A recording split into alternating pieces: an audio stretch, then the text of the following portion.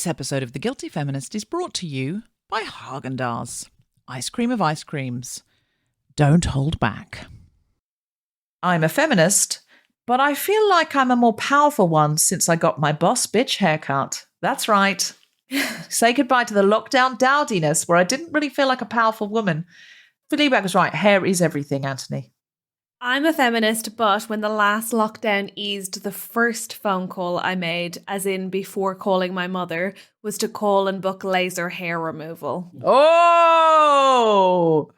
Listen, I waxed before I got my hair cut, so I'm no one to judge. But it was the worst phone call ever, Deborah, because I rang, and I don't know if you've made that call, but you ring and they ask you, like, how much of your lips you want exposed, what's up with your mound, like, what are you going to do hair-wise, tell you not to shave the bits that you want to keep, all that jazz. And then at the end, she goes, cool, so what colour is the hair? At the end, I've already given her my email address and my lip exposure, ideally. And she goes, what colour is the hair? And I was like, oh, I'm a redhead. And she was like, oh, I'm so sorry, we can't help with that. Because you can only get laser if you have brown or dark brown hair. The laser doesn't pick up fair or red hair. So I've told this woman my phone number, my email address, my preferences on my lips. And then she was like, ew, no, this is a ginger-free zone. What? Oh, Catherine, that's humiliating. And it does feel quite gingerous. It was so embarrassing. Oh, God. It was really she bad. took your whole name, did she? You didn't give a fake name? Nope. But man, I wish I had. So now when she sees you on Live at the Apollo, she's going to be like, she's a natural redhead, you know, she'll be saying to everyone in the room when she sees you on the telly. She's a natural redhead because she rang up inquiring about laser hair removal and I told her we didn't do redheads. I remember the name specifically. I was also she'll remember me because I just sounded so dejected. I was like, oh, like I got really nihilistic about it. I was like, oh, well, I guess that's that then. Like, I was like really melodramatic. So she'll be like, yeah, and she's really not okay about it. She really wants that hair gone. But the thing is, I'm not sure about laser hair removal because fashion changes and like armpit hair. I know people that did lasered off their armpit hair and armpit hair's right in now. So I just think, I don't know, you want to permanently get rid of hair. Also, you may decide later on that to use Samantha from Sex and the City's words, prefer a full bush. I mean, I've had it for quite a while, Deb. I think if I don't love it now, but listen, this is an I'm a feminist but moment. You're probably right. Listen. But also, I just wanted not to have to go down there. I'm going to start a new laser hair company just for redheads. Where I'll put the investment into the technology. I think I'll call it Moses, and because the insignia will be a burning bush, bright red. Incredible. That was so quick. I love your marketing. Yes, please. I will attend, and I'll bring the hordes of redheads I know with me. Yeah, who are being discriminated against for being ginger because no one cares about gingers. Finally, people are talking about it. I'm a feminist, but I just bought myself a pretty pink jewellery box, and the only thing I'm mad about is that it doesn't have a ballerina spinning round in the middle. So pretty. I know, that would be really nice. Also, like, do you ever find that music quite creepy in those ones where the dolls are? Yeah. Yeah. Like the ballerinas are beautiful, but the music was always like, I'm going to kill my mommy. You are right, actually. Yeah. Do you know what I mean? Yeah. You are right. I'm a feminist, but when I discovered that the laser hair removal place I had called did not provide that service for redheads, I spent 24 hours figuring out if I could get it banned so that no other woman could access laser hair removal if I couldn't. Yeah, feminism's all about equality. If redheads can't have it, I don't see why anyone else should. No. I'm just saying. I mean, I don't want it, so I'm fine with you banning it for everybody. But I am going to go out on a limb and say that as a white woman, I don't think you should be banning it from women of colour who are discriminated against for having more hair. See? Oh, You come but on here to moan about your oppression, God Catherine. damn it, Deborah. And I have pushed back on your... God damn it, Deborah. Fine. Citing your privilege. Fine, they can have it. You happy? Fine. I feel like that's not the attitude. I'm a feminist, but when I was prepping this episode on confrontation, I actually was trying to read about confrontation, but I accidentally went down an internet wormhole about what Matthew Perry is doing now and wallpaper samples. How is Matthew Perry? He doesn't look well. Oh, no. What a shame. What's he up to? I think he's better. He's met someone. Nice. I want that for him. Yeah, he was in a bad place, and he looked like he was in a bad place. I won't go into salacious celebrity gossip, but he didn't look like he was in a good place. But then he's met somebody who he describes as the most wonderful woman on the planet. I think I'm going to check her age. I don't think... Now, listen, I'm not one to say you can't have an age gap, but I am one to point out that lots of celebrities have one. So Matthew Perry, girlfriend. I mean, they might have just met and really hit it off. Who am I to judge an age gap? Mm-hmm. Matthew Perry, girlfriend. Molly Hurwitz. Engaged now. Oh, fiance. Okay, and Molly Hurwitz is 29 and he's 51. So, it's not too bad. She's not 22. No, I mean, she's 7 years off it. Yeah, that's fine. Would you go out with Matthew Perry? I mean, would I go out with Matthew Perry? Just for the stories.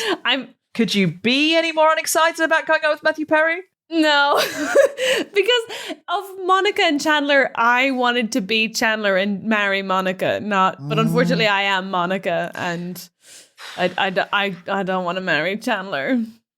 No, I understand that. That's absolutely fair. He may be different from his character, but then also maybe more difficult than his character. If you had to marry one of the friends, which one would you marry?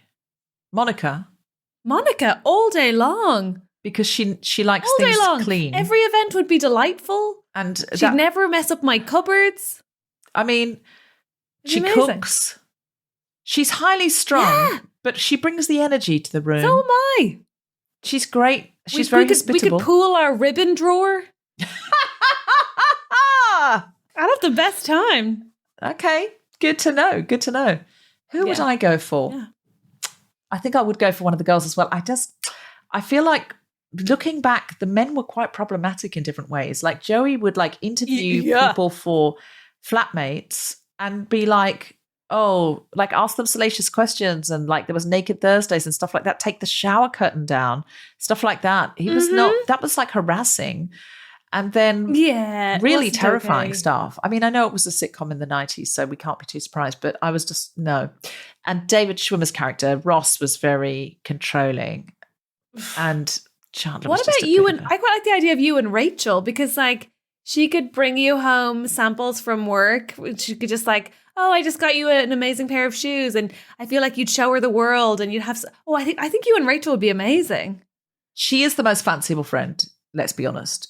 But I would be. I don't know. Mm-hmm. Could I? I like that idea, but I think Phoebe would be the most fun. You'd have every day would be a surprise. Oh, she would be the most. And she's kinky as well. There's so many references to her being kinky. Yeah, that's true. I was just thinking that maybe you could get Phoebe as the add-on friend. The benefit of dating Rachel would be that you get to hang out with Phoebe, but ultimately you also get days off from Phoebe. So I feel like it'd be full on the whole time. I see but what you're you right. mean. She'd probably be the best in bed. I think she is. There's so many references to it. I think she's wild in bed. Agreed. And I just think she'd be more interesting. I feel like Rachel would be. She's not political enough for me, Rachel. Agreed, but I think you could open Rachel's mind, I think you'd be good for her in that way. But you're right, I think Phoebe would more readily get her tits out and protest. Yeah, okay, all right. Listen, I will date both Rachel and Phoebe, and we'll see where we land. We'll come and visit you and Monica. Please, in our perfect house. Take off your shoes. From a variety of bedrooms and kitchens via Zoom, The Spontaneity Shop presents The Guilty Feminist with me, Deborah Frances-White, guest co-host Catherine Bohart, and a very special guest, Ash Nico, talking about confrontation. Woo. This is The Guilty Feminist, the podcast in which we explore our noble goals as 21st century feminists and the hypocrisies and insecurities which undermine them. I'm Deborah Frances-White, with me is Catherine Bohart, and we are talking about confrontation. Catherine, confrontation, are you good at confronting people? Oh no, awful. Really, really bad. It's so interesting that we're like talking about it because I am so afraid of it. I recently talked a lot to a therapist about this because I'm really bad at setting boundaries, saying no, telling people I'm uncomfortable. And so I started practicing on the easiest targets because obviously like it works out from your family, doesn't it, in terms of what's easiest to confront. So I think it's like family, workplace, friends, strangers is like the gradient of ease with which you can approach people. But I get a lot of messages, as I'm sure you do, Deborah, from people I don't know, most of whom are very supportive, but some of whom are very invasive. And I recently went through a breakup, and post that I got a lot of messages of people asking me downright rude questions. And I think that the thing I was so afraid of, even though I didn't know them, was never going to meet them, I was terrified to like stand up for myself because then, you know, they might come back with some sort of confrontation and say something, and I wasn't Were prepared. they asking you why you broke up and stuff like that, but they were total strangers? Yeah, so like, hi, why aren't you guys together anymore? Who broke up with who? What happened? Did one of you cheat? Just like really rude questions. But like, they're like, I'm watching this soap opera. 100%. No, this is actually I went on my life. Hinge, Deborah. I went on Hinge, and most of the messages I got were like, oh, I listened to your podcast. Why are you here? Like, what? Why? But anyway, I started practicing with those people because I thought like low stakes, and I'd just say things. I was like, hey, I don't know you, so this is both inappropriate and invasive, or inappropriate and impolite. And you know, most of those people replied to be like, oh yeah, you're right, sorry. Oh, did they? Which I was shocked by. Like, confronting people wasn't met with confrontation, which it really kind of blew my mind a bit because I assumed it would escalate. But most people backed down. Wow. And I was like, oh, there's a power in this. Wow, that's amazing. I used to be very bad at confrontation of any sort, but I've got better at setting boundaries. And I think I've discovered ways in which you can set your boundaries without being, without negative energy. Not always. Yeah. Not always, but often, if you see it coming, you can cut confrontation off at the pass by having an open dialogue and saying, this is what's going to work for me. If this isn't going to work for you, I totally get it, but I'm going to withdraw. And the more I can anticipate now, and people really don't seem to mind those conversations. I think they're grateful for them because they also sensed, or they like, oh, I had no idea. So, you know, yeah, of course, go for it. It's so much better. What I don't like is sometimes when people assume the worst, and especially on the internet, sometimes people come after you and they assume the absolute worst.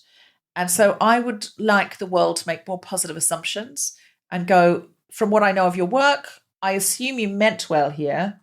However, the impact of this is this, as opposed to going in like, you must have done this, or you must have. I'm like, well, must have. No, stop. Like, make the most positive assumption.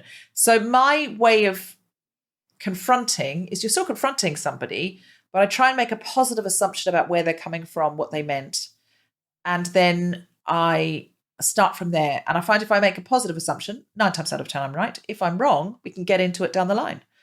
If they go, no, I meant to do that, blah blah blah. That is so wise. You can. You still That's got time to really get into wise. it. You've always got time to confront. You've not necessarily got time to back. Like, once you've gone in very angry and hostile, it's hard to back down. So delay the confrontation while you make a positive assumption. That person will let you know if that positive assumption wasn't correct, and you can still then say, "Hey, this isn't cool."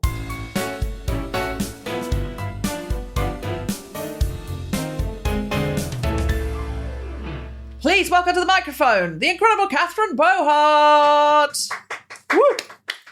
Hello. Hi. How are we? I'm so excited to be here. I mentioned that I'm going, well, I'm not going through. I've been through during lockdown a breakup, and it actually really brought up confrontation for me because the breakup was the end of a 5-year relationship, but the conversation we had about that end was approximately 17 minutes long. And that is because I sort of sat there and didn't say anything. And that would be pretty par for the course with me. I'd say I generally tend to take things on, and then I'll do a bit of a bottle, and then I'll practice or say in a mirror what I would or could or should have said much later. But what I did in this particular breakup was, instead of replying to the person or indeed asking any follow-up questions, was, and also that's partly because I've been the breaker-upper, right? I know that when you break up with somebody, you generally mean it. You're not going to be persuaded out of it if they're just like really polite about it. So I knew it was over, but I channeled, instead of like any verbal confrontation, I channeled all of my feelings into how I deal with confrontation, conflict, or stress into a to-do list. And so I made a to-do list of ways to deal with it. And the first thing was to deal with the practical situation, the practical fallout of my breakup. So, for example, she took half the pillows. I needed to replace the pillows. And the problem was, as I worked my way through this to-do list, one of the things on the to-do list was to get new pillows. And as I worked my way through the to-do list, I convinced myself that I was feeling better and less anxious and less angry and less hostile about what had occurred and less resentful of my incapacity to speak at the time. So I was like, yes, this is actually resolving the issue for me. I don't need to take it to her. I don't have any unresolved issues. I'm feeling good. So I ordered the pillows because it's number 8 or 9 on my, it's 8. Why am I guessing? I know exactly what that to-do list said. It was number 8 on my list. I got it done. I ordered it. I didn't skimp either. Like, I didn't skimp. For me, at least, I spent like 40 quid on 2 pillows from Marks and Spencer's. To me, that was like a lot of money, or at least, like it wasn't the cheapest pillows I could have gotten. I was like, but you know what? Treat yourself. You've had your heart broken. You don't need to look for alternative options. Just order them. Problem solved. Ticked it off my to-do list. Oh, what a rush. Anywho, these £40 worth of pillows arrive the next day. And I don't know if you know this, but Marks and Spencer's apparently sell, and I found out the hard way, something called toddler pillows. I didn't know those were a thing. Why would they need to be a thing? I think toddlers could use normal human-sized pillows. No one's ever been like, oh, this pillow's too much comfort for my head shape. So they're basically the size of like your average makeup bag, just enough to make me cry as I opened the packaging. That kind of depressing size. And I was like, why do they even sell these? Why is this a thing? But I was so aghast, so incapable of like taking them to the shop and explaining that they're like, it wasn't clear. I was so full of rage that was nothing to do with the pillows. And I genuinely hate to admit this.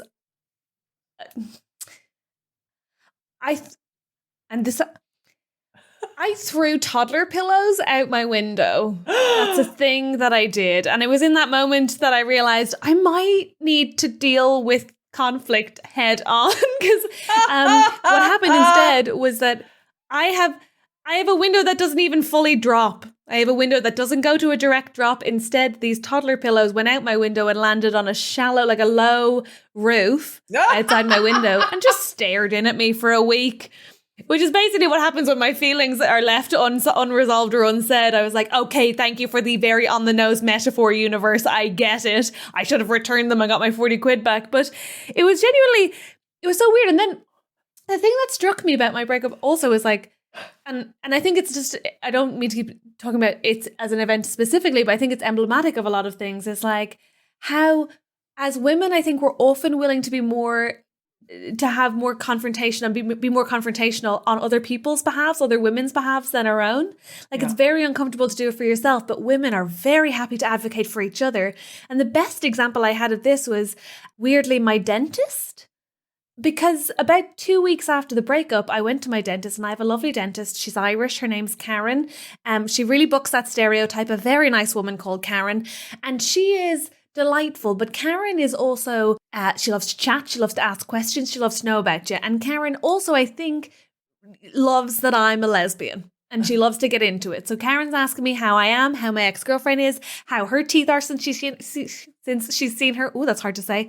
How we're getting on in lockdown, how we're finding living together, how things are going. And I don't initially tell Karen that we've broken up because I haven't yet told my therapist, and that feels like it's the wrong way round. But I'm like, all right, about question 14 in, because she's still asking, I've realized Karen's not going to let it go, right? I'm maybe her only lesbian. She really wants to get into this. So I think, okay, next time Karen takes her hand out of my mouth, I'm going to have to say that we've broken up. So she takes her hand out of my mouth and she asks me another question, and I have to say, Karen, I'm sorry, I should have said from the start, but we've actually broken up. And Karen then takes a long pause, which, as I assume you can tell from my set, Irish women don't do very readily. So I thought, oh shit, here we go. And she went, all right. She's due in here next week. And I was like, uh-huh. I didn't expect to get you in the divorce. That's fine. And she said, And then there was another long pause, and Karen said, do you want me to stab her in the gums? And I was like, no, Karen, that doesn't seem very professional. That's okay. There's no need, really. Thank you. And she was like, no, it's fine. Honestly, we're not doctors. And I was like, oh my God. So I know. I do not trust your dentist. So what I'm saying is, while I think women find confrontation hard, and I certainly am one of those women, I think being a woman gives you a sort of like personal army of confronters, because we are nothing if not keen in solidarity for confrontation on our sisters' behalves in times of heartbreak, and I love that about us. So wow. It's been very nice to talk to you. Be kind to those around you, Unless you got to stab them in the gums, in which case I say go for it. I've been Catherine Bohart. Have a nice evening. Day, time. Who knows what time it is on this podcast? There it is.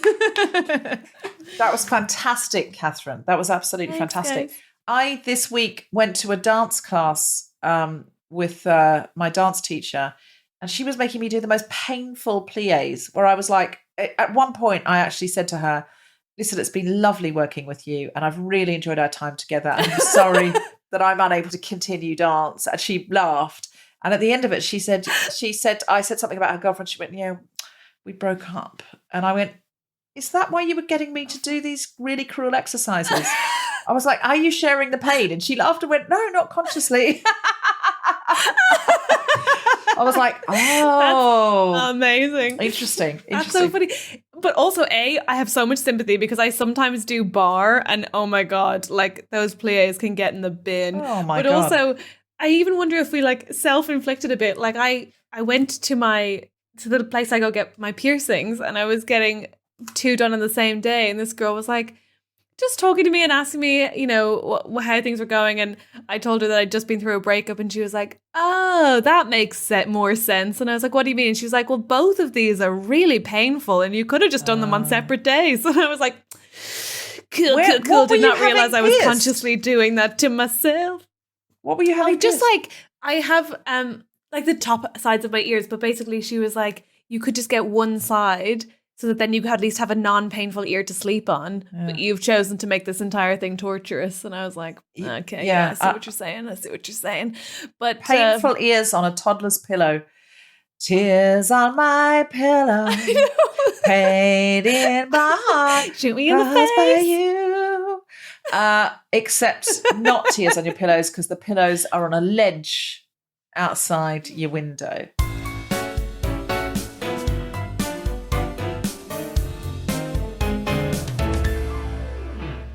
Hello, Guilty Feminists. It's Jessica Regan here, and I'm delighted to announce that we have added 4 dates for a summer season of Big Speeches workshops. Now, these workshops are for anyone who feels there's an area of communication in their lives that they would like to improve or feel better about. It could be interviews or public speaking up at meetings, or even just negotiating going back into social settings again, which, let's face it, is pretty daunting these days. The dates are as follows: Saturday the 26th of June at 10:30am, Sunday the 27th of June at 3pm, Saturday the 24th of July at 10:30am, and Sunday the 25th of July at 3pm. Now, all those workshops are online, so you can attend from the comfort of your own home. We also have subsidised places, so please do get in contact with us to avail of those. It books up fast, so do book to avoid disappointment, and I really look forward to seeing you there. This episode is brought to you today by Häagen-Dazs. And I have to say, this lockdown, I have not been holding back, because every morning I have got up and I have danced. That's right. I've told you a bit about it on the podcast. I have been dancing and I found a new spirit. In fact, my dance teacher calls it my groove pixie that comes out. And she says, sometimes you're just going through the motions and other times the groove pixie comes out. And I will admit, my biggest favourite, most exciting indulgence is ice cream. It is the thing. And the duo that I'm excited to experience, because I don't know if you know about this, they're putting 2 flavours this summer in one pot. And the duo I am going to go for is the Belgian chocolate and vanilla crunch. So that's how I'm not going to be holding back after dance class, because I feel like I'm topping up the energy there. I've danced a lot of energy out. Why not join me by doing something that you don't hold back on? It could be running, could be singing, it could be napping.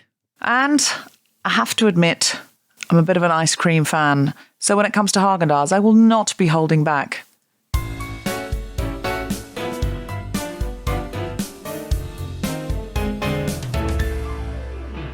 Our guest today is a singer, rapper on an astronomical rise. She's just released her hotly anticipated Demi Devil mixtape, which has gained critical acclaim from The Observer to the NME. She's been named as one to watch by Vogue, Elle, the Sunday Times Magazine, and me, Deborah Francis White, here at The Guilty Feminist. I'm naming you now. One to watch. Named. That's all that matters. Thank you. I mean, I feel here it's all that matters in this space. For her acerbic lyrics that swing punches at the patriarchy as well as promoting sexual liberation, please welcome Ashnikko. Woo!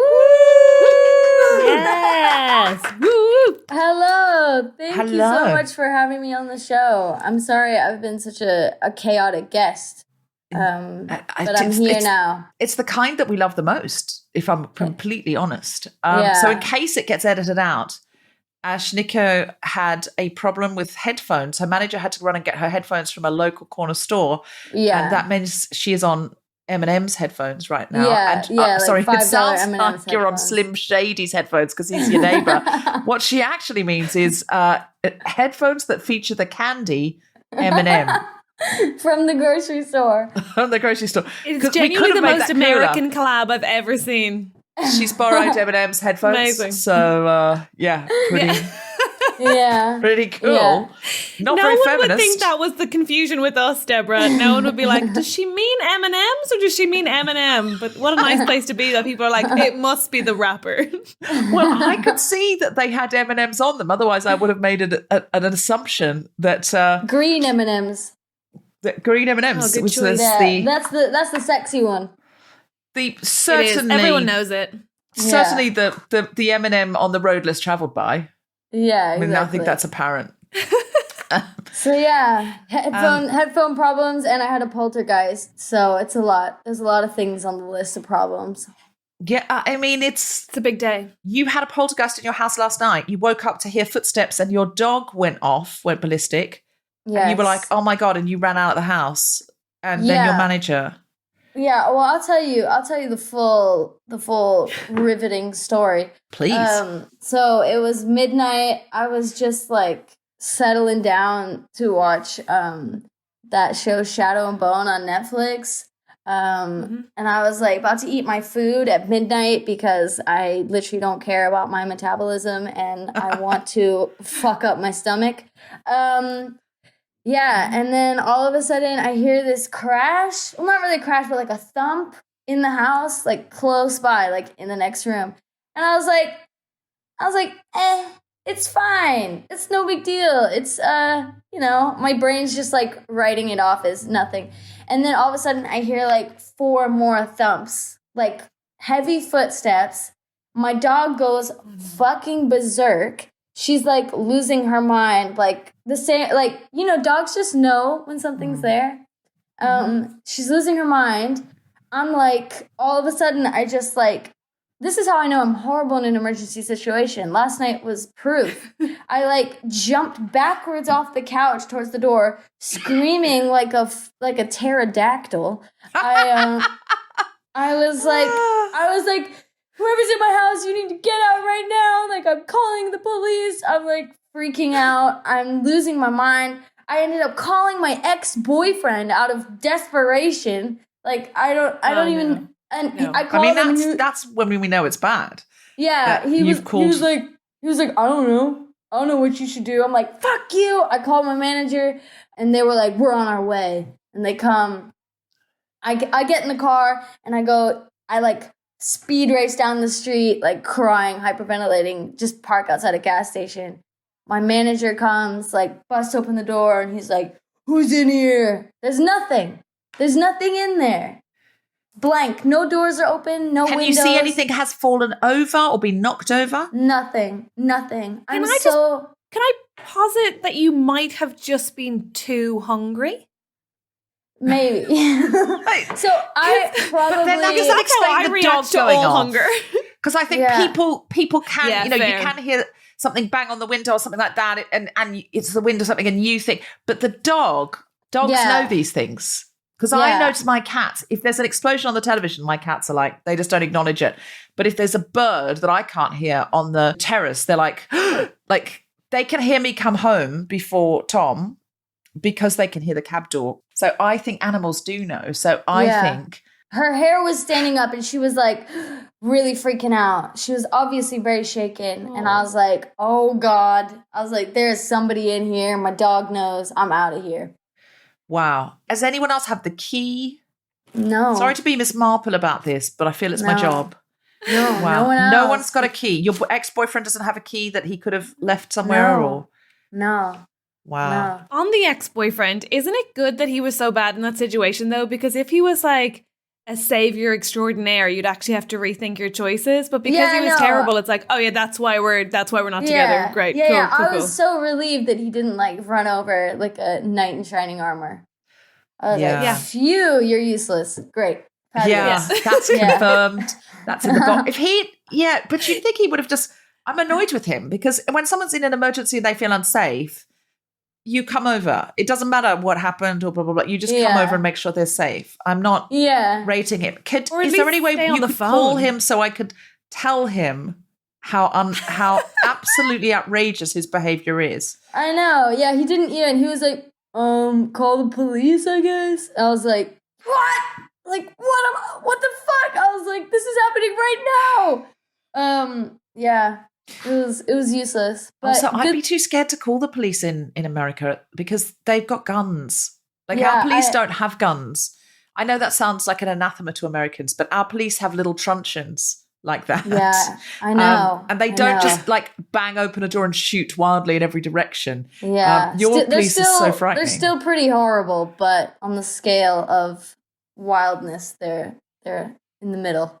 But yeah, our police are pretty hardcore. I like didn't want to call them. That was like super last resort. I think I probably would have gone in there with a baseball bat before calling the police. Yeah, they've got SWAT cars and stuff there as well that look like army tanks. It Yeah. terrifies me. The police is militarized now in America in such a horrible way. Yeah. But look, I'm so happy that you, despite this trauma and drama, But you if it came on the was a show. poltergeist, should you just use sage? Oh yeah, I'm gonna sage the whole place tonight. I just got back, so I had to run back. So I went to go stay at my manager's house. I was like, "Listen, bud," I was like, "I can't stay here. I like have to stay somewhere Yeah. else." So me and my dog went. Do you have a buddy who can come over and stay with you for a couple of nights? No, not really. God, if I were in LA, I would just come over and like camp Hmm. on your sofa for a couple of Thank nights. you. Just, I'm sorry I'm Thank not you. there. I appreciate it. I'm thinking about switching Airbnbs. Oh, you're in an Airbnb? That's a good idea. Yeah. So I live in London normally. Oh. Yeah, but I'm in an Airbnb, like a long-term Airbnb here. I'm like split my time between London and LA. I thought I read that, but when they said you're in Ooh. LA, I was like, oh, that must be wrong. She lives in America. Yeah. Well, I'm delighted that you live in London because then we can hang out because soon, Yeah. June absolutely. 22nd, Yeah.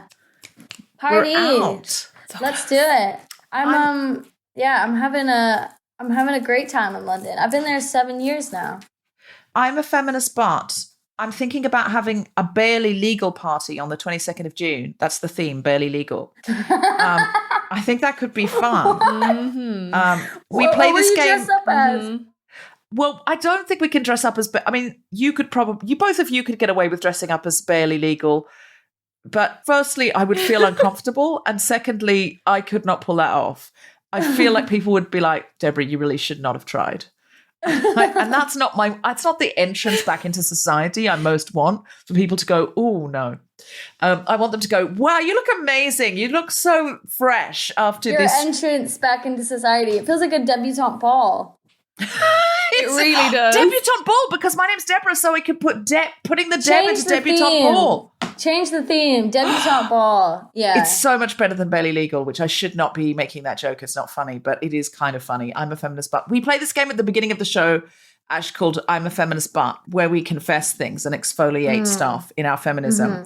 So I'm a feminist, but when I heard that Bill and Melinda Gates were divorcing, my first thought was I'd be really interested in divorcing Bill Gates. I missed out on divorcing Jeff Bezos. yeah. I don't want to marry either of those guys, but I'd love to divorce them. Can you think of the money? And also you get to kind of slightly stick it to them. Yeah, I mean, Bill Gates, I absolutely. think, is objectively a better person than Jeff Bezos, but then, frankly, who isn't? Yeah. Didn't It's a low bar. Didn't Jeff Bezos' ex-wife like donate loads of money to charity? Yeah. Of her- And yeah. Bill and Melinda Gates, their whole thing is the foundation, and they've cured polio in Africa with her. They definitely do good stuff with their money. I just have a problem with billionaires deciding where money goes. They sit on it and they decide. And I just think increasingly the world's becoming, we have to beg the potentates for their charity, and we have to ask, could you please, we have to get in a private jet with them and going, could we have a little bit of money for this? And I just want people to pay tax, good amount of tax, and then collectively the people decide where that money goes. I don't believe in billionaires. Yeah. Honestly. I also I don't know if you can be a billionaire and a good person. They feel mutually exclusive. No. You can't really, because you have to be, somebody is being abused in that situation. You are living in you're orchestrating the inequality. Like, we all participate in inequality because we all have iPhones and stuff. So we participate. You have but to do bad things. Bad things to get there. You have Really to. bad thing. I was at a party the other day. Oops, I was at a party. Sorry. I hope I was an outdoor party with, and you Yeah, were 2 no, meters it apart. was. It was an outdoor party. And it was Saved. Yeah, I'm a feminist, but I went to a house party the other day, I guess, and was very COVID unfriendly. But anyways, we're not perfect. No one's perfect. Everyone is vaccinated in LA also. Oh, you're all But- vaccinated, yeah. Yeah. At some point, America's in an unwieldy sitch, but at some point when we're all vaccinated and the hospitals can cope, we're going to have to go back. Sorry. Yeah. Anyway, when you went to the party, what happened? Yeah, so this guy is like an older gentleman. He you can tell like he's had loads of work done on his face. He looks like a Ken doll. He has like a dog in his hand, and he's stroking it. It's all very Like a Sinister. Bond villain. yeah. And everyone at the party was super young, and he had obviously like orchestrated this party. Like, I don't know, to be surrounded by youth. It was just strange. He had like Was the theme barely legal? Because I'm starting to question my honestly, idea. it might have been a barely legal theme. It was strange. But he, it was just really weird. He had loads of really suggestive paintings on the walls. Like, obviously he made fuckloads of money. And I could just tell, I just had a feeling that he had done bad things to get that rich. I just had a bad feeling. And the whole night I had to, like, restrain my hands from stealing things from him. You were just drawn to shoplift just to even the score. Yeah, I just wanted to like stick it to him and like just steal from him. I've never wanted to steal from anyone more. I just felt like it was my duty. I had to. I didn't steal anything. I'd but have been in I full wanted support. To. I was just Yeah. going to say, what did you get? I'm disappointed you didn't get anything. Yeah, he had Me like too. loads of really like expensive art and like statues, and I honestly was like, I'm gonna swipe a statue. But I didn't. God. I really kind of wish you had. I mean, obviously it's good you didn't, but I kind of wish you had. Reminds me of Fleabag, where she steals the little gold statue. Do you know Fleabag, the TV show? No, I don't. Oh my God, you would love Fleabag. It's really good. If you had a tuning fork, it would be the same pitch as your music, but a different octave. Okay. Do you know what I mean by that? I'll Yeah. pop it on my list. Is it a UK show? Yes. Okay. It's a Yeah. woman called Phoebe Waller-Bridge, who you probably have Okay. heard of at some point or other. I'm going to send you a link. Yeah, I love British television. It's superior. Well, thank you very And you much. will love it. Our country thanks you for that. But you'll really love Fleabag. Okay. I was so here for you robbing from this man until I realized during your story that actually rich people only have high risk goods worth stealing. So like in my head I was like, yeah, steal something, but I didn't think that like you'd actually have to serve time if you got caught. And then I realized rich people only own things like expensive art and Yeah. statues. Most people Yeah. don't have statues to even steal. Although even Yeah. as we're like, is it the kind of place where it's like the pens were nice? Yeah. I was like, I'll steal anything. I'll steal a roll of toilet paper. I don't care. Just anything. Just stick it to him. I don't know. Bad Okay, vibes. I need you to write me a song called Robin Hood. But Okay. so that we get the sense of what happened that night and why you wanted to steal. For the new album for the new Exorcist album, can there be a song called Exorcist album song called Robin Hood? Yeah. But I feel like you would switch it up and it would be but like I more want like Robin Hood to be about a girl called Robin's Clit. Oh, that's interesting. Robin's Hood. Just putting it out That's yeah, so, I want that. Perfect. That's really good. That's really good. That's so good. Just a thought. Okay. Okay, can we collaborate on that, please? By which I mean, write the Yeah. song and show it to us. Yeah. I'll give you publishing on that. That'd be great. Thank you so much. Listen, we're happy to add gags, but as you've Yes. already seen, Catherine's are going to be better than mine. I just want to be involved. I'll stroke a dog. Yeah. Yeah. That could work. I want to talk about your amazing music. Oh gosh. I watched your just concert. realized my Zoom name on here is Gold Record Girl. I look like such a dick. Why do you look like a dick? That's because you got a gold record. I'm delighted. You're a feminist. Why are you apologizing? This isn't I'm a feminist, but you're a feminist, but you're apologizing for getting a gold record there. Like, yeah, my friend changed it on my birthday, and I don't know how to change it back. I keep you just changing did- it. Don't but change it back. It won't look, it's stick. Ash now. It says Ash now. Yeah. Okay. No, but listen, if Don't I had change a it gold back. record, I'd drop that into conversation quite frequently. Yeah. And what's great is Me your too. friend did that, so you don't have to. You could be like, "Oh, how embarrassing! My friend did that." Yeah. And I would never have said that I got a gold record. Yeah. But you have got a gold record, and you're only 24. Is that right? 25 now. Yeah. Yeah. Well, that's how time works. That's how age works. gosh. 25 now. Yeah.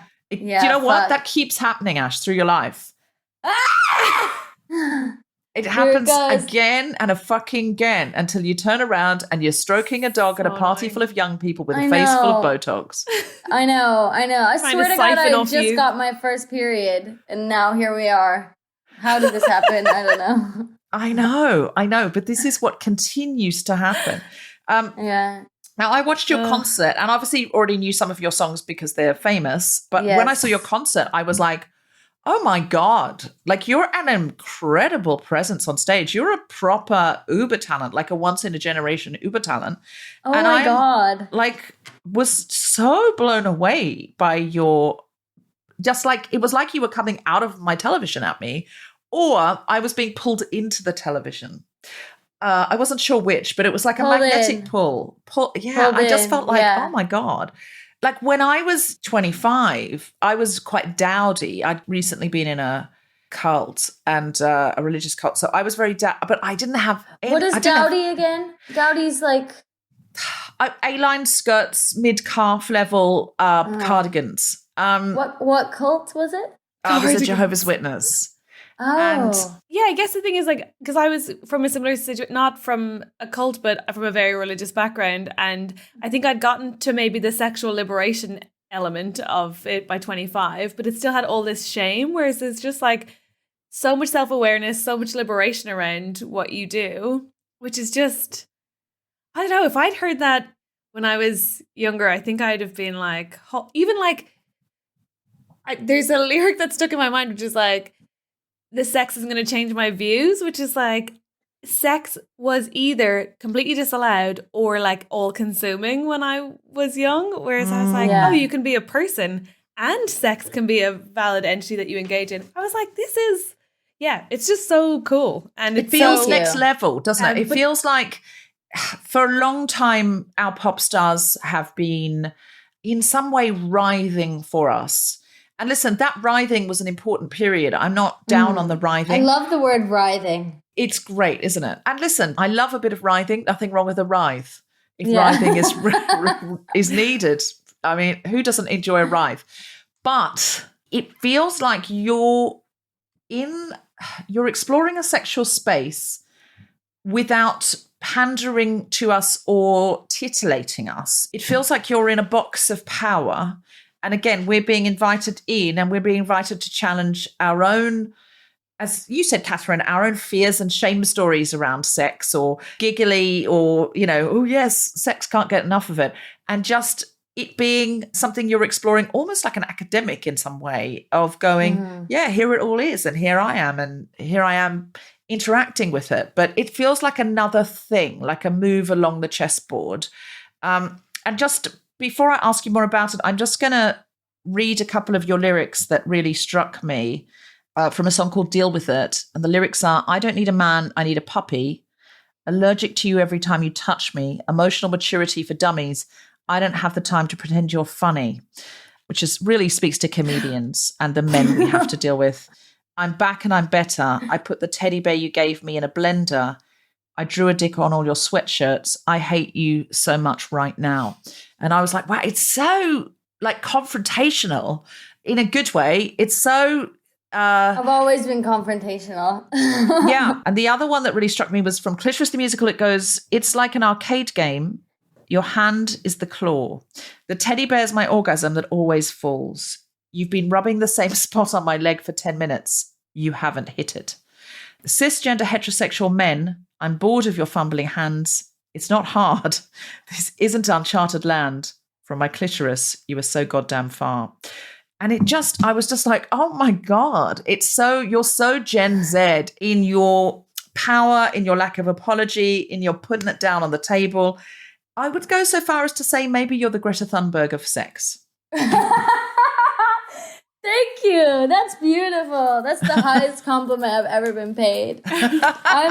I'm so glad you guys enjoy my music. It means a lot coming from you both. But you were saying that you're both from religious backgrounds. I'm from a religious background also. I'm from like the southeast of the United States. Like I'm from the Bible Belt. I have like my grandma like pleading with me when I was 17 to like never have an abortion, like crying at my feet, like really, really desperately like trying to turn me into a good God-fearing Christian woman.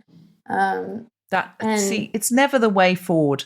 If you want your daughters to be completely out there women full of opinions and libido, do put them into some kind of restrictive religion, because you can see 3 examples of this on this one Zoom. Exactly. All my Catholic school friends growing up are the wildest now. Yeah. It's That's always just the how it way. happens. That's just how it happens. I'm wild too, but yeah, I definitely came from like some real Bible thumping family.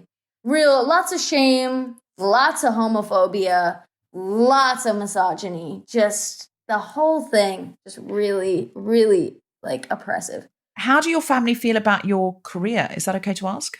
Yeah, no.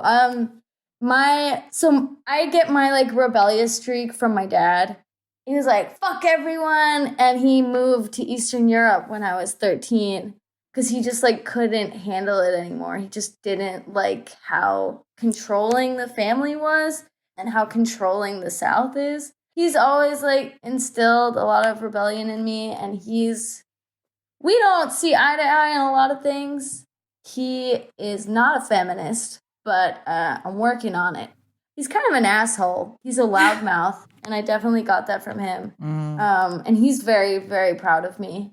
And my mom as well. She's like over the moon. I think I've taught my mom a lot about sexual liberation through my music. I feel like she just grew up in a Catholic family and didn't really know a lot about that. I think it was more about harnessing her own power and prioritizing her wants and needs, which me and her have kind of learned together, which is nice. We grew up together in that way. So many women of maybe that generation and the generation before that and the generation before that who would not maybe have identified as feminists did a lot of feminist shit in order to power forward and in a way lay the groundwork in some way or another for us. What makes you write the songs that you do? Like, where does it come from? Because it's not like really what anyone else is doing. I think I just really didn't like the like candy coating in pop music of like sex. I just feel I feel like you don't need you can just be straightforward. I just think there's something funny about using the actual scientific term for eating pussy in a song. I want to be straightforward and honest about it and honest about my experiences. Somebody said that they were like, Ashniko's music is like reading a really slutty 16-year-old girl's diary. I was like, fuck you. But yeah, I mean, I guess it kind of reads like a diary sometimes. I don't know. What are my inspirations? I think just powerful women, my super Christian upbringing, South. It's the sort of, the pulling away from that. Catherine, what was your response? Because you texted me this afternoon going, I'm obsessed. Well, it's two things. One, I think it's interesting to talk about your inspirations because you actually like include them a lot, like with Avril and with Khalees. I feel like they were confrontational at the time, but it wasn't necessarily received as positively as you were being received. So it's cool to see them in your work. But I think I gave Your Girlfriend Cunnilingus on My Couch is like, you're right. It's like, it's weirdly more confrontational, funnier. And the nice thing about it is it doesn't allow for evasion. Like if you're euphemistic, people can read in what they want. Whereas it's like straight up, I ate out your girlfriend. There's no question. It's gay as hell. And like, that's so, if I don't know, that just would have been so mind blowing to me. But I do like, and I love how much you focus on queer sexuality as well. But I wonder, there's this trope in a lot of music at the minute, which is sort of like queer sex is sort of like a thing that's done like vengefully or like a little minor kink in what is usually like a straight presenting musician's work.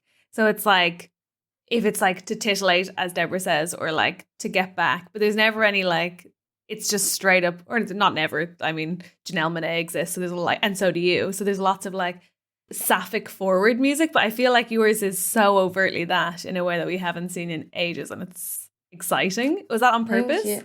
I mean, I kind of played with the I played with some sapphic tropes in Slumber Party, like kind of as a private joke to myself, like kind of poking fun at like the I Kissed a Girls of the pop world. With the like Slumber Party and with the playing dress up at my house. For me it was like kind of a joke to be subversive in the chorus and then flip it completely in the verses and be like, no, we actually eat pussy. Yeah, for some people it didn't translate well and they were like, you're fetishizing queer relationships. And I'm like, I'm queer, fuck you. But I loved that it was so overtly a departure from I Kissed a Girl, because I remember listening to that song and it was like, in and of itself at the time it was sort of helpful, but then it also so wasn't. But like I said, there's just no evading, like, you can't be like sort of doing it to make your boyfriend, like, it's like, I'm eating out, like it's a very full on confrontational, and you have to be like into it. It was exciting. I think I messaged you, Deborah, because I was like, I'm obsessed, but also like 15-year-old me is freaking out, dead. Like I wouldn't have even known where to start. Yeah. I feel like a lot of my, like, you know, everyone has that song growing up that talks about sex that makes them feel tingles in their crotch. And again, that's like, another tingles in their crotch. Can that be another song on the Exorcist album, please? Yeah. Tingles. Tingles in the crotch. And for me, it was like loads of dudes talking about sex, and that was giving me tingles in my crotch. And I wish it had been more women. I wish I had been more like, not sexually liberated, that's the wrong term, but I wish I had heard more like straight up sexual references in music by other women growing up. For me, it was like the Yin Yang Twins, like "Wait Till You See My Dick." It's like, I was like, whoa, like Petey Pablo Freak a Leak. It was like super, super misogynist and like very dirty. But for me, it was like, yes, can't wait to have sex. That's one thing that's interesting about it, that confrontational behaviors often tend to be linked with masculine behaviors. So the sort of unsolicited dick pic, it's the sort of, I'm going to show you my dick and there's nothing you can do about it. Yeah. Nothing like it. I got a whole inbox full of those. I'll bet. Yeah, I mean, it's a thing, right? And so it's somehow subverting that by you're very confrontational in the way that you move on the stage and in the way that you sing. But the confrontation somehow has a power that is not childish. It's not just about, if you could send me your dick, I can send you my clit. It's not like that. It's somehow a sort of punk ownership of it in some way or another. Are you aware of is this intuitive, like an artist, you're just creating and it's just coming out of you and you're not analyzing it? Or are you aware of the more political nature of what you're writing? Like maybe like Pussy Riot, they're doing something that's overtly political. Is this overtly political or is it more like creative flow? You don't quite know where it comes from. I think it's more creative flow. I think as soon as I start thinking about it too hard, then I won't be able to write anything. Oh God, I'm fucking you up right now by telling you I won't this. be able to write this album because of you, Deborah. If there's no more Ash Nico music, it's all on me. It's DF Dubs has brought it down by making her think about it. I'm very good at not letting other people like distract me from being creative. I've put the pressure on by saying you're the Greta Thunberg of music and sex now. I'm just like, I can't take that weighty pressure. I think it's all about sticking it to like the conservative South. That's my drive for making a lot of this music. So fantastic to me. So that sort of pro-life, gun-toting, Trump voting collective, if it's going to arrest them or kind of shock them or confront them in their bigotry and their prejudice, that's something you want to write. Yeah, definitely. But then I also get really like sad when people give me hate online. I'm like, what? Why are people hating on me? And then I'm like, wait, I know the music that I write. I write it on purpose. Being a bitch is my kink is sort of Yeah, no, it's like being a bitch is my kink, but then I'm like crying if I hear a noise in the house and like a huge softie if anyone's mean to me on the internet. I mean, also, just because you write confrontational stuff doesn't mean people should, write violent things in response. Exactly. So, just to say, not to victim blame. I'm not saying that I deserve it for sure, but also like I am realistic and I know what the world's like. You've met Twitter.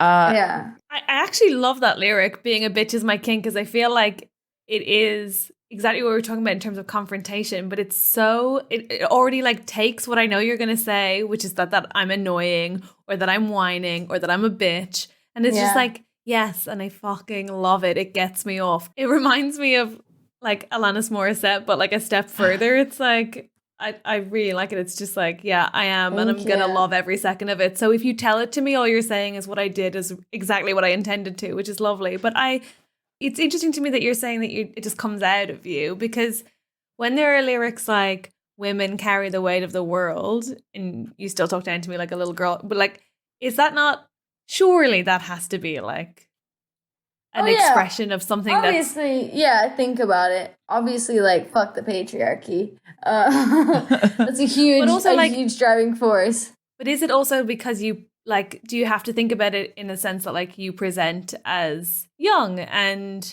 female and, like, cute, for want of a better word, that you have to be, like, you seem very aware of how you're perceived and then flip it on its head quite a lot. Yeah, I mean, I wrote a song the other day called Young and Fuckable just because I was so sad about the fact that the music industry is so obsessed with young fuckable pop stars, and as soon as we hit a certain point in our lives and our careers, we're kind of useless and not very marketable. So yeah, I think I'm kind of picking at that a little bit, pulling that thread. But yeah, back to being a bitch is my kink. I read something the other day on the internet. I forget who said it, but it was if people call you difficult, hard to work with, it usually means that you're hard to manipulate. And I was like, yes, that's what that lyric is about. It's about being standing up for yourself. And I think what makes me horny the most in the past few years is me learning how to set boundaries. I love the fact that I've learned how to set boundaries for myself because I didn't grow up in a family that encouraged boundaries, especially for women. So I think learning that in my life has been just the sexiest thing ever. How did you do it? Yeah. I don't know. I'm still learning, obviously, but I think I don't know. I just stand up for myself in business situations, and I just I don't know. I guess I'm a bit of a bitch in my business, really and truly. I think if you talk to my management, I think half of them are probably scared of me because I really stand up for myself really hardcore, and sometimes that comes across as very bitchy, but at the end of the day, if I just let myself go with the flow, I will be taken to a place that I'm uncomfortable or being manipulated. So I have to constantly be on guard. And that's really exhausting to be constantly on guard and having to fight your corner. And I wish it wasn't that way. I wish I didn't constantly have to set these boundaries every single fucking day. But yeah, I mean, so many women in many industries have to every single day. And I think young women in the music industry, I think if you don't, it's so easy to get steamrolled because you are the cash cow. Not to say for 1 second that your management is doing it, but it's just the way the industry is. It's always wanting, taking. Exactly. And you can end up as a sort of ATM in a way. That's the problem when you're an artist. If you're a very popular artist, you can end up as the product. And therefore you're used you've got to come here and do this because so many people are making money off of you. Yeah. And it's really easy. I'm sure your manager is amazing, but it is, I think, unless you set those boundaries, unless you say, no, I can't do that. I'm only one person. I don't want to do that. I need to restore and repair and create. You've got to manage that yourself because it's so tempting for everyone else just to push you and say one more gig or one more thing. That's exactly how I've been feeling recently. The other day, my management are great, but they're also workaholics. And I don't think they take care of themselves very well. They will work 18-hour days sometimes just to get the job done. And everyone's so passionate and they work so hard and they really care about me and they care about my project and they want it to do well. But also, yeah, there's still an element of working as hard as you can and being super productive because there's so much money on the table. There's so many people invested in this that you need to be providing for. It's just I am one human being. And yeah, I feel and you're young and you're living on your own and you're in a city you've never lived in before, in an Airbnb. And you know, all of that takes a toll. Somebody told me about a very famous pop star, very, very famous, who, when she was with her husband at the time, he said, let's just take a couple of years off. Let's go somewhere really glorious with the kids and really rest and repair and be ourselves and be together and restore creatively and all of that. And her team just wouldn't allow it because their livings were entirely, it was she has somebody who does her nails full time. So that manicurist who might be paid 50 grand a year to do this one person's nails is out of a job, and she's got a husband and kids, and then the person who does this. So the team would keep her away from him, but they would say to her, if you take a year off or 2 years off, you're out of the business. You're too old. You can't do it. Do you want to be out of the business? And get into her head. So she wanted to do it, but they were like, you will never work again. And she was too ambitious because, you know, of course she could have gone off for a couple of years and everyone would have loved her comeback. We would have all been waiting for it. It would have been a much better decision, but there's too many people there going, but you're my living.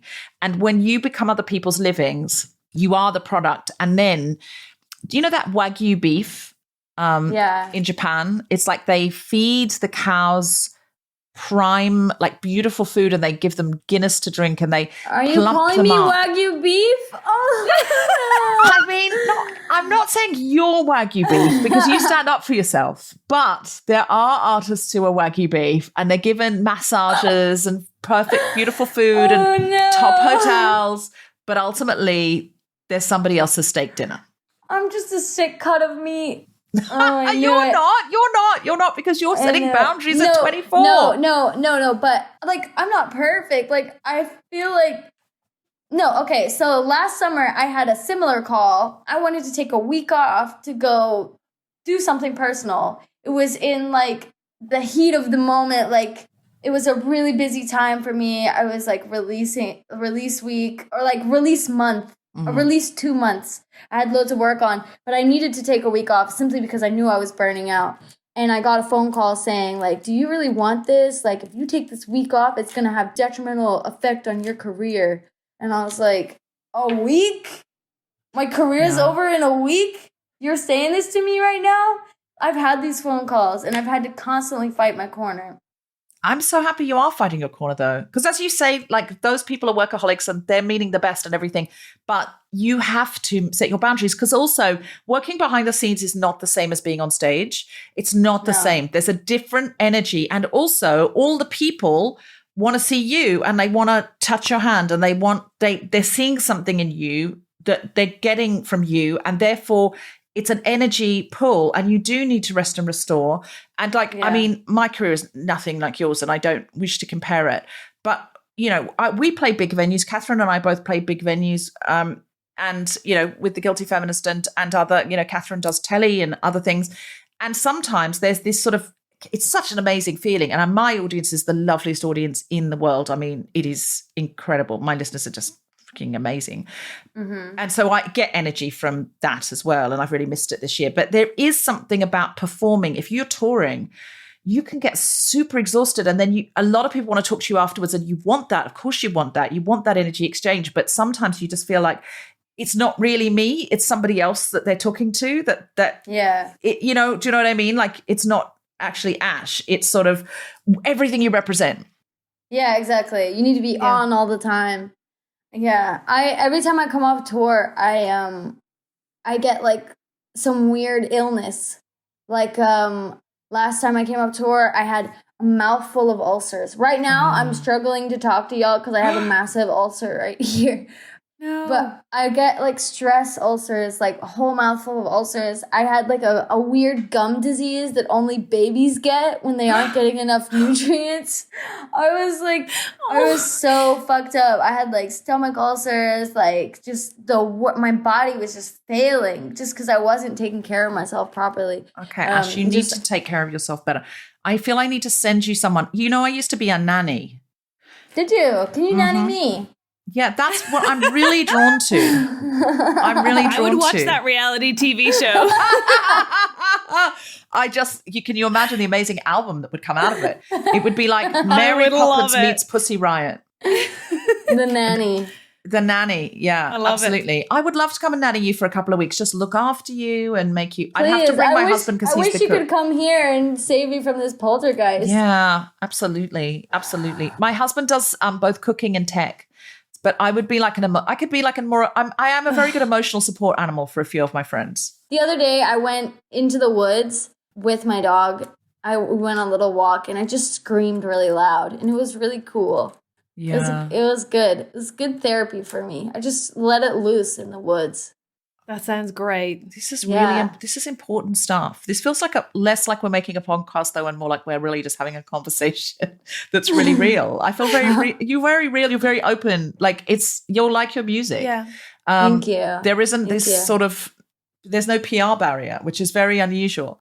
It struck me that I think that the singular thing about being the performer as opposed to the mechanics behind it as well is also that you get the Twitter abuse, right? Like if you have a bad gig, no one's like, I wonder if as a team they collectively decided to maybe work too long this week. They just like, she's not very good. Yeah. Or like, she's no good live. And that's the feedback you get. So you are taking all of the criticism as much as you're doing, as much as you're, doing all the work. But I also think the problem with our jobs is that it's not 9 to 5, as you say, Deborah, which means that we are, I think, sometimes overwhelmed with gratitude that we get to do something we would otherwise do for free. That when people are like, can you work insane hours? You just sort of go along with it because it seems spoilt not to. The problem is as well, they are playing on our innermost fear, which is that like there's a tiny window during which you could maybe make this your real life. And you know for a fact there are so many other people who would happily do your job that... And there's the young and fuckable thing. Young and fuckable. Yeah, but also just like, you don't get to complain because this is everybody's dream sort of thing is very toxic. That's what I get a lot. Like when I do complain, it's like, do you know how many other girls would love to be in your place? I'm like, fuck you. But don't you think that feeds into a thing though? Like, I don't know if it does for you, but certainly with me, it's like, what if I never make anything good again? Oh, yeah. Yeah, I mean, there's always like that fear of like the last good song I wrote might be the last one.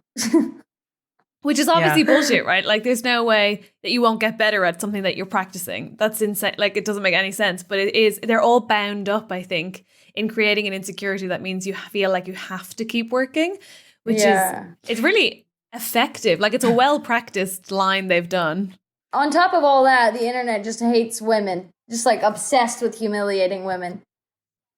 The internet, Yes, absolutely. Build you up, then snatch it away and laugh as you cry in the gutter, 100%. Yeah. It's just the strangest, like, I think I became very free this year when I just realized the internet is obsessed with humiliating women.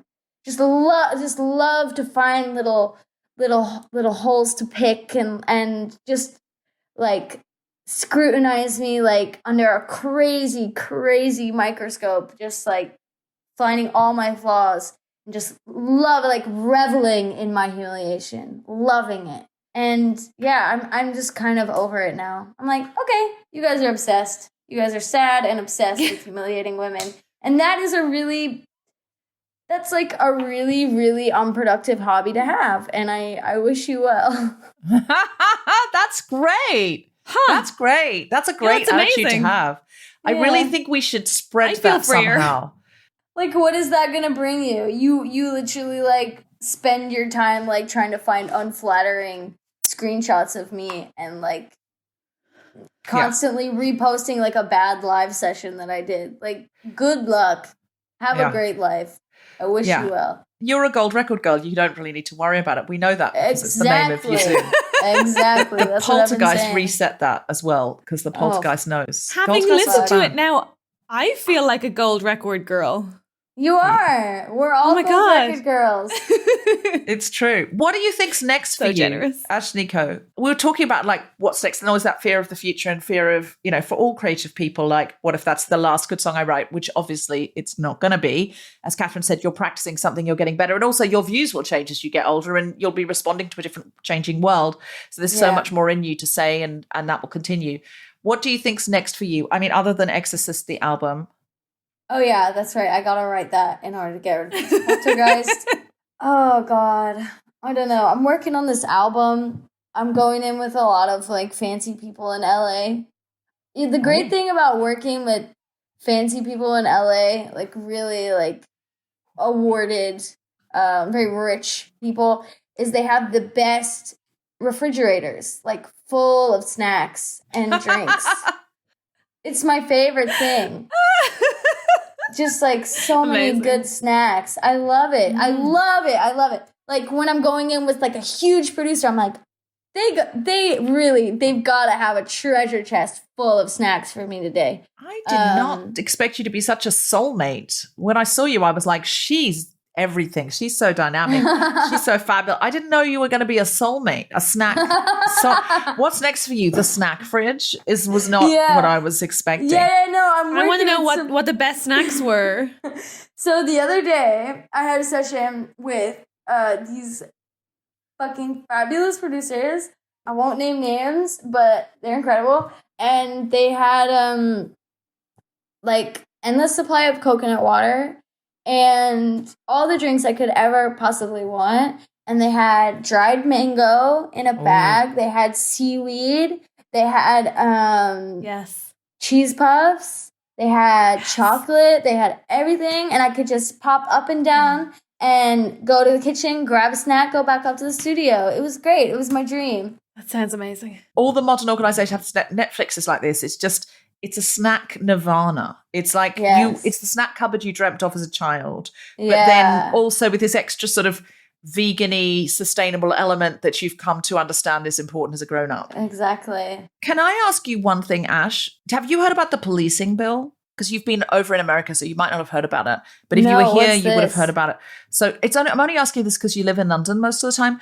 You know, this government is pretty scary in the things that they're doing. Yeah. One of the things that they're doing, they're putting out this new bill to give the police extra powers. And Oh, cool. Yeah, cool, because the cool, police cool. need extra power. Even Yeah. actually, the gossip from inside the police is the police don't want these extra powers because it puts them in a very difficult position. And one of the things in this bill is that protests are going to be much more heavily policed. They can prosecute you, arrest you, and you can do jail time up to 10 years for being noisy and annoying.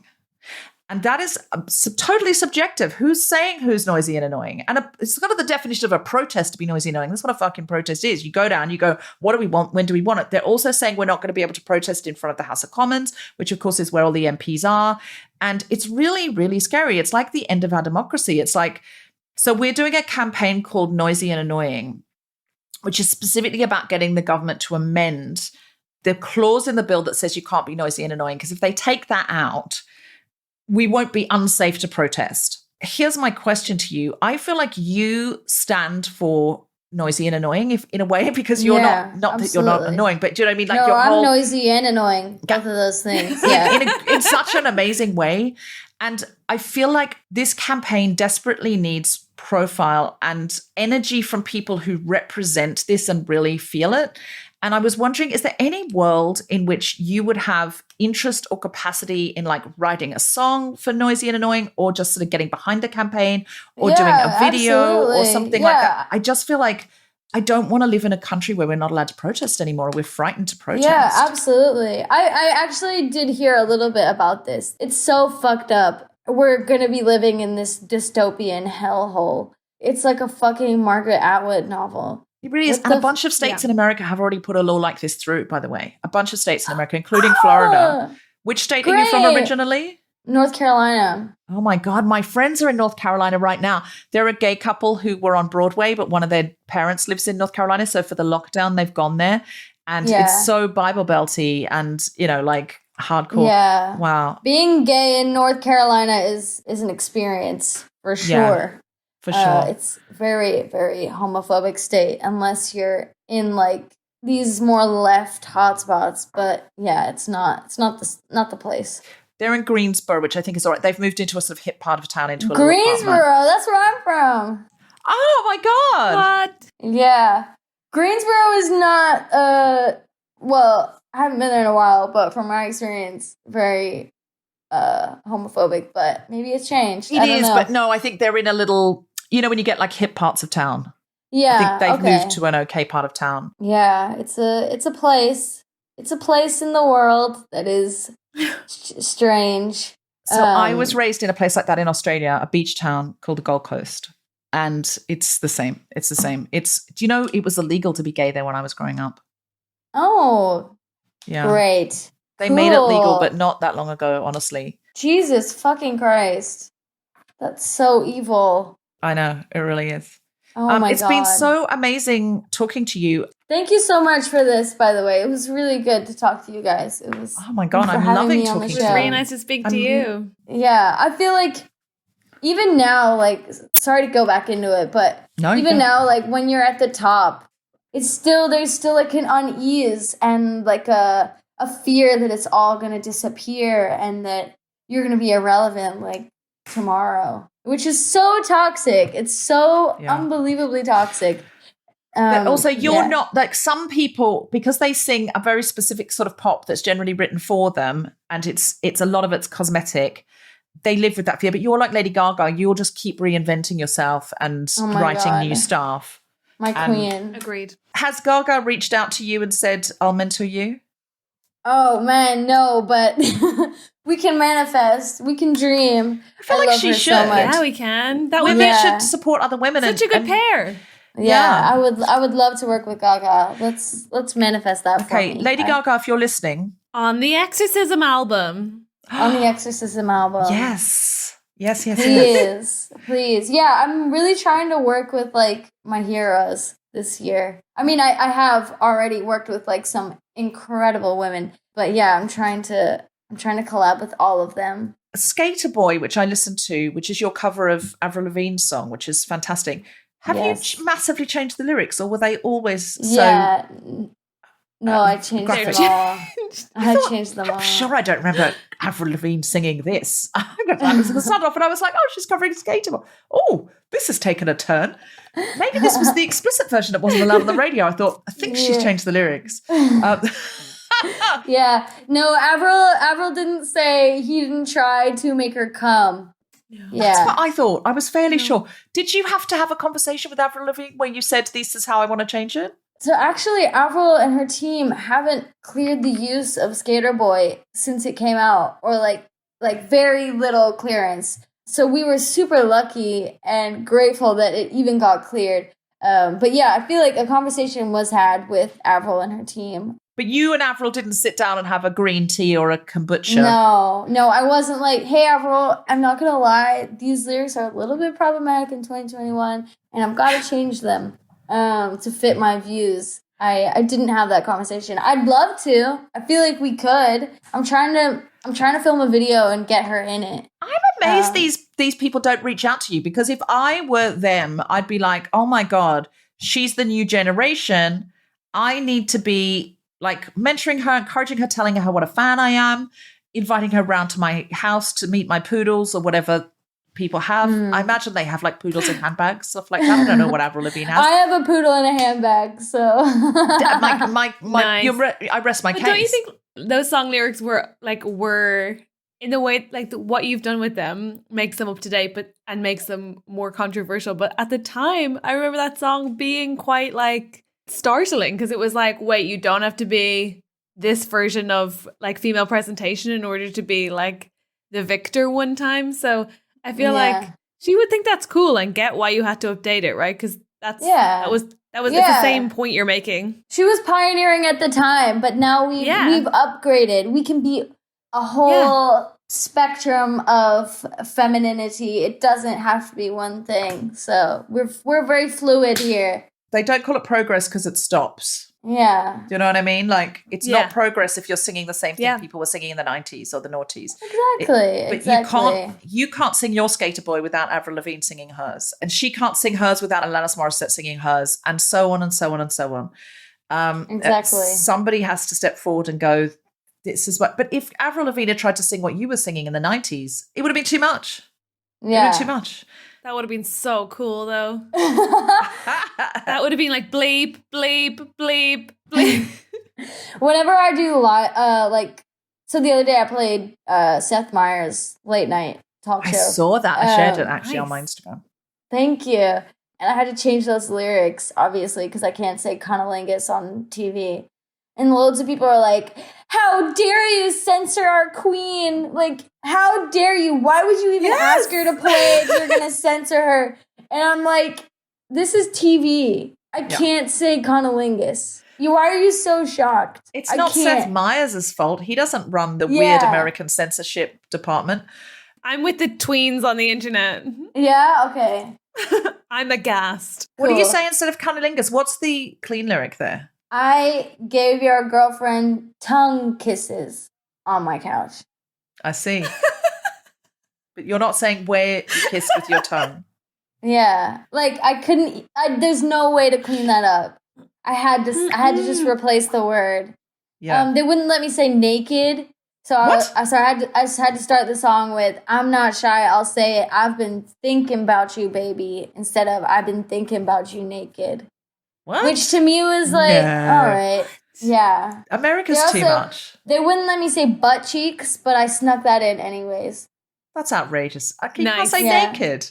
Nice. I know. Yeah. How is it when you know all that Home of the Brave, Land of the Free stuff? In what way is that the land of the free? It's actually It's not. It's not. My mom got fired from a teaching job because she was teaching art, and there was like a naked female form, because art has loads of naked bodies in it.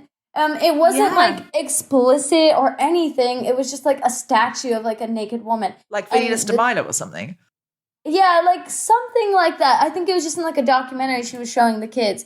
And besides the like random like tit that was in this film, it was like very informative. Like, I mean, the tit was informative, but these kids went home to their conservative Christian parents and they were like, Mom, like the art teacher showed me a nipple today, and she got fired. Wow. Yeah. I remember my mother was a painter, so we always had nudes hanging in our house, and I remember other children like coming to my house to play, and it was always so normal in my house to have nudes. Yeah. We were not a naked family. I never saw my parents naked, but it was art had a different realm. Oh my God, I'm going to show you this painting that's in my house at the moment. I'll see if I can show you. This is by a French artist called Nush. Fanny Nushka Moreau is her real name. It's her full name. And it's such a subversion of naked women in paintings. I'll see if I can show it to you. Okay, let me pull it back. I'm going to try not to unscrew this. Ooh. Can you hold on? I don't think I can do it. Hold on. Here we go. Can you see that? Beautiful. So it's a naked woman looking at the clothed people in a gallery, as opposed to the clothed people looking at a naked woman in a gallery. I love She's that. a whole series of them. She's amazing. That's so good. I love that. She closed down a gallery in Paris to do it. And she and her model, who's also her muse, who also works with her, went in and she sketched, I guess, and photographed in situ. So this is all in a real gallery, and she's painted the paintings in the real gallery. So clever. There's That's one so where there's a good. naked woman going up to an old Victorian portrait of an old man with white hair who looks all grumpy like they do in portraits. And this naked woman's going right up to him, and she's like really confronting him. She's looking at him like, and she's there like beautiful and naked going, interesting. And it's just this flip on men walking into galleries looking at paintings of naked women. It's so interesting. I love that. You have to send me the name of that artist. I'd love to. I will send you the name of the artist. It's you can look at her catalog and stuff. She's so interesting. I love her so much, and I know her actually only because I love her paintings, and I bought a couple of her paintings. So we DM and stuff. But we are both planning an end of lockdown Paris drinks session, which you are both welcome to join. I'd love to come. I love Oh my it. gosh, me too. Be Amazing. careful I what love you it when wish creative for. women get together. I love creative women, and alcohol is my favorite thing. Just like Yes. blah, blah, blah, blah, blah, blah, talking. It's so restorative. It's so restorative. I really need it right now, you guys. I love my husband a lot, and I love my cats, but I haven't seen anyone in so long, and I just really need to drink a lot with women and just like really get into it, because listen, cis het men do not talk at the nitty and the gritty. They don't want to analyze everything and everyone Yeah. at the level that I need the analysis. I need that too. I definitely need that. I feel Okay. like all I've been doing is like being in the studio with a bunch of dudes, just like making music about how much I hate dudes. Can there be a dress code? Can Yes. we all? Yes. Yeah. But you have I to think- set it, Ash.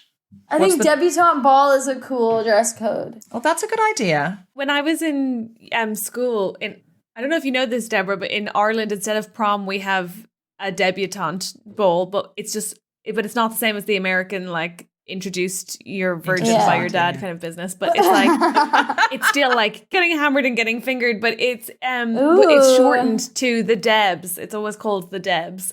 Ooh. And so I think your party should be called the Debs. But yes, love I want that. to dress up in a prom dress, and we can discuss fingering at the very least whilst we're getting drunk in Beautiful. Soho. Can I pitch My another dad- song for the Exorcist album? Yeah. Hammered and Fingered. Perfect. I've got My dad didn't even think about giving me away to debutante ball. I was like, what's up? I like sex. I'm not a virgin anymore. No need to introduce me to society. Is that a North Carolina thing? They've been acquainted. Yeah. Me and sex are already acquainted. No need to introduce me. I remember I have like a really clear memory of my friend's mom asking my mom if I wanted to participate in what's it called? A cotillion? That's what it is. Wait, I need to look up the exact meaning of that word. Yeah, it's a cotillion, yeah. But then also had to go to like etiquette school, and my mom just like, this was the year that I got suspended for writing a dirty story about my teacher and would like burp in boys' faces as a joke. I still do that, to be fair. But she was like, kind of like bitchily said to my mom, she was like, have you thought about sending her to a cotillion and etiquette school? And my mom and dad just laughed. They were like, have you met her? She's a demon. It's I would like to see that impossible. movie, though, of you. I'd like to see a movie of you at 16 going to a finishing school. Yeah. Me too. And finishing school, by the way, is a great name for another album. Yeah, They we should should send boys to those. yeah, cishet men should all be sent to finishing school.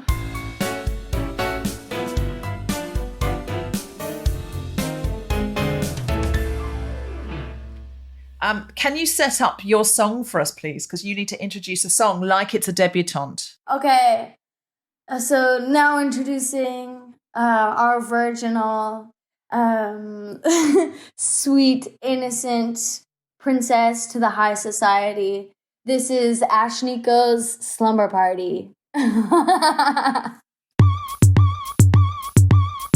not shy, I'll say it. I've been picturing you naked. I'm a little faded. You look like a fucking painting. Big doe eyes, amazing. She's everything I've been praying. My heart palpitation. She looks like the type to break it. Me and your girlfriend playing dress up at my house.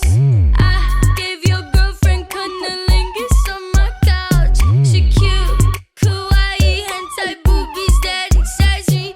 I think she really likes me. Ask politely, can I?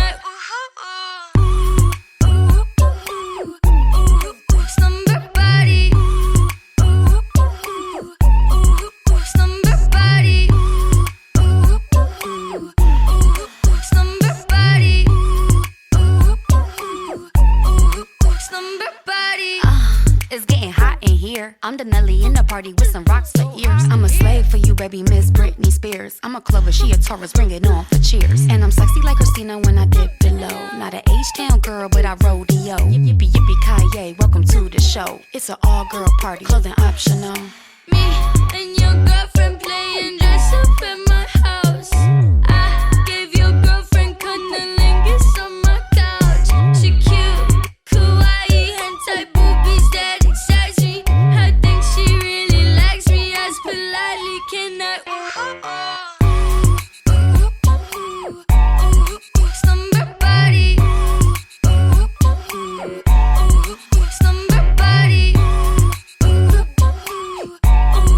Slumber body.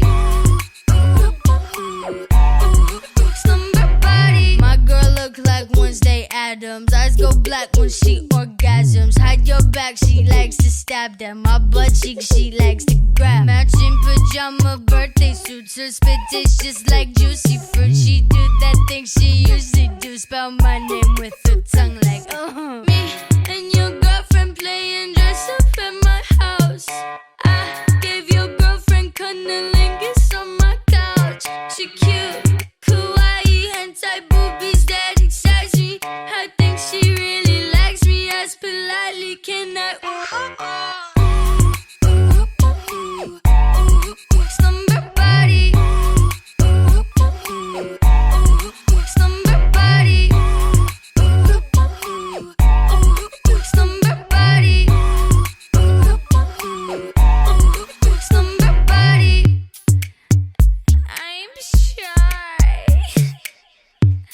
I'm so shy. There it is. Woo! Woo! Ashley, The joke is, thank you. The joke So is, good. the joke is that I said I'm shy at the end, like as a joke, like I'm not actually shy. But now I've made this song where I'm like bragging about giving the best head. And now if I'm with, whenever I like hook up with a girl again, it's gonna be like, all right, throw it down. Let's see what you got. Oh, yeah. This better 'Cause be it's that. I didn't really think of that. It's an advertisement. Yeah, this better be the best head I've ever had in my life. I'm shy now. God damn. You definitely put down a gauntlet. It really does. It is such a funny song, though. Like, it is funny. It's so good. It's so good. really But yeah, funny. I wish you well with that because, my God, that's a high bar. Yeah, It's very I'm sexy like, though as well. I cannot not dance to that song. Even though Thank I was you. doing slightly comedy sitting down dancing, I appreciate it. I feel I'm- it. I'm I just have glad to. it made you move. Yeah, it really does. I love this song. It's my favorite one on the mixtape. Oh, I really love it, and I love you, and I want to hang out with you, and I want to work with you on Noisy and Annoying if you have the bandwidth. I And would love that. I've been listening to your podcast since I was like 18, so What? this is a dream. No. I have. Yeah, What? I have. Really? Yeah. That's so cool. So this is great. Gosh, I'm so moved and touched. I assumed the PR people had been like, you should do this podcast. No, well, they were like, you should do this, but I'm like, oh, absolutely. Like, I listen to Guilty Feminists, so Oh my god! that's Oh so wow! I'm a Do you big- have any I'm a feminist Oh. butts? If you listen to it, then you might have some in your head. yeah. I've had a lot of I'm a feminist butt in my life because nobody's perfect, you know? We all do. People who say they don't, I don't believe them. And also, I don't Agreed. want to hang out with them if they don't have any I'm a feminist butts. I'm like, are you going to be fun? Yeah, I feel like we all have got a lot in our back catalogue, but you don't have to think of them now. Where can people get your music? I mean, I know where, like, but just On it's the- all the on regular the internet. Spotify's. My name is Ashniko, ASHNIKKO. Go find me on the internet. I make music that your grandmother would probably hate. So It's true, Yeah. unless you've got a very cool grandmother. Yeah. And some people do. You know, some people's grands were Greenham Common women and will be grooving to this. That's all I'm saying. yeah. Also, I'm playing the O2 Forum, Kentish Town, December 7th. You have been an absolutely spectacular guest, both conversationally and musically. We love you loads. We're super excited to come to your gig. We will be there. Guilty Feminists, buy tickets now while you still can. It's Ashley Coe. Yay! Thank you. Really nice to meet you.